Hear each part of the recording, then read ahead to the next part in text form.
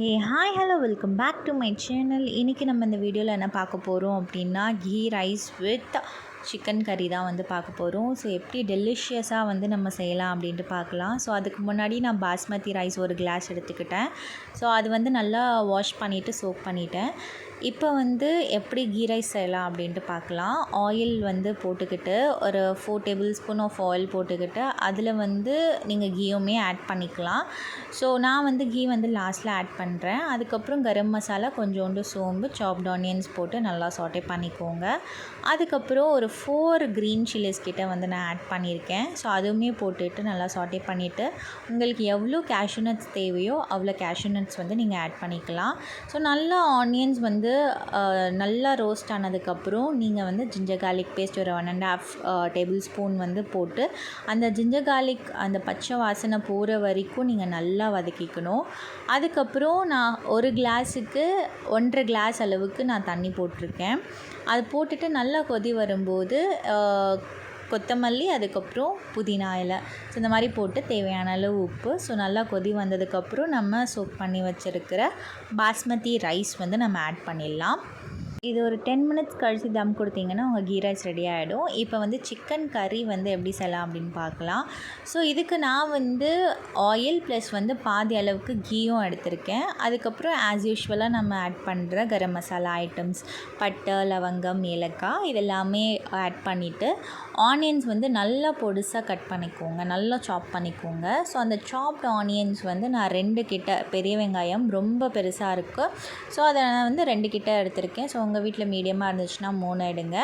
அதுக்கப்புறம் நல்லா இந்த கலர் வர வரைக்கும் நீங்கள் அவ்வளோ சாட்டே பண்ணணும். அப்போ தான் அந்த டேஸ்ட்டு வந்து சூப்பராக இருக்கும்.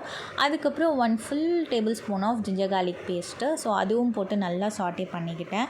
அதுக்கப்புறம் கொஞ்சோண்டு கொரியாண்டர் பவுடர், அதுக்கப்புறம் ரெட் சில்லி பவுடர், எங்கள் வீட்டில் செஞ்சு வச்சுருக்கிற கரம் மசாலா, ஸோ இதெல்லாமே போட்டு நல்லா சாட்டே பண்ணிக்கிட்டேன்.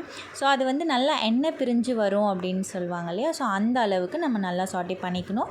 அதுக்காக நான் கொஞ்சோண்டு தண்ணி ஆட் பண்ணிக்கிட்டேன். ஸோ தண்ணி ஆட் பண்ணிவிட்டு நல்லா அந்த எண்ணெய் பிரிஞ்சு வர வரைக்கும் நம்ம நல்லா சாட்டே பண்ணிகிட்டே இருக்கணும். ஸோ இப்போ பார்த்தீங்கனாலே தெரியும் நல்லா எண்ணெய் பிரிஞ்சு வந்துச்சு. ஸோ இந்த ஸ்டேஜ் வர வரைக்கும் நீங்கள் நல்லா சாட்டே பண்ணிக்கோங்க.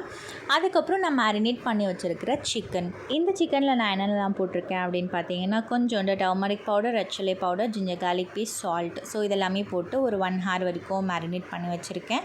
அதுக்கப்புறம் அந்த சிக்கனையும் எடுத்து இந்த மசாலாவில் போட்டு நல்லா பிரட்டிக்கலாம். ஃபைனலாக வந்து நம்ம டொமேட்டோ பியூரி, அந்த பியூரியுமே இதில் வந்து ஆட் பண்ணிக்கலாம். ஸோ ஆட் பண்ணிவிட்டு நல்லா சாட்டே பண்ணிக்கோங்க. அதுவுமே நல்லா அந்த மசாலா வந்து நல்லா பிரிஞ்சு வரணும், அந்த எண்ணெயோட நல்லா மிக்ஸ் ஆகணும். ஸோ அது வரைக்கும் நம்ம நல்லா சாட்டே பண்ணிக்கலாம். ஸோ ஃபைனலாக நம்ம என்ன ஆட் பண்ண போகிறோம் அப்படின்னா கொஞ்சோண்டு கர்ட், இது வந்து வீட்டில் செஞ்ச கர்டு தான். கர்டும் போட்டு நல்லா வந்து மிக்ஸ் பண்ணிக்கிறேன். இதில் எந்த ஒரு அடிஷ்னல் கலருமே வந்து நான் இதில் ஆட் பண்ணலை. ஆனால் பார்க்குறதுக்கே செம்ம கலரிஷாக இருக்குது இல்லையா, பார்க்குறதுக்கே ரொம்ப டெம்டிங்காக இருக்குது. அண்ட் தென் வந்து நான் வீட்டில் அரைச்ச மசாலா தான் வந்து இதில் ஆட் பண்ணுறேன். சிக்கன் வந்து நல்லாவே அந்த மசாலாலாம் பிரிஞ்சு வந்துடுச்சு. ஃபைனலாக நம்ம என்ன பேஸ்ட் ஆட் பண்ணுறோம் அப்படின்னா இதில் வந்து coconut and then cashew nut, so இது ரெண்டுமே போட்டு நான் நல்லா கிரைண்ட் பண்ணிக்கிட்டேன். ஸோ அதோட பேஸ்ட்டு தான் வந்து நம்ம இதில் ஆட் பண்ணுறோம். இதுவுமே வந்து கொஞ்சம் நல்லா வதக்கினோடனே நம்ம வந்து கொஞ்சோண்டு தண்ணி, உங்களுக்கு எவ்வளோ அந்த கிரேவி கன்சிஸ்டன்சி வேணுமோ தண்ணி ஊற்றிட்டு அது நல்லா கொதி வர வரைக்கும் நம்ம வெயிட் பண்ணலாம். ஃபைனலாக ஒரு இன்க்ரீடியண்ட்டு, ரொம்ப மெயினான இன்க்ரீடியண்ட்டு, அதுதான் என்ன அப்படின்னா கஸ்தூரி மேத்தி. ஸோ கஸ்தூரி மேத்தியை வந்து நான் நல்லா க்ரஷ் பண்ணி போட்டுக்கிட்டேன். அது வந்து ரொம்ப போடாதீங்க, ரொம்ப கசப்பாயிடும். சும்மா லைட்டாக வந்து இந்த மாதிரி தூவி இட்டிங்கனாலே வேறு லெவல் டேஸ்ட் இருக்கும், சூப்பராக டேஸ்ட் இருக்கும். இதுதான் வந்து ஹைலைட் ஆஃப் தி டிஷ்ஷுன்னே சொல்லலாம்.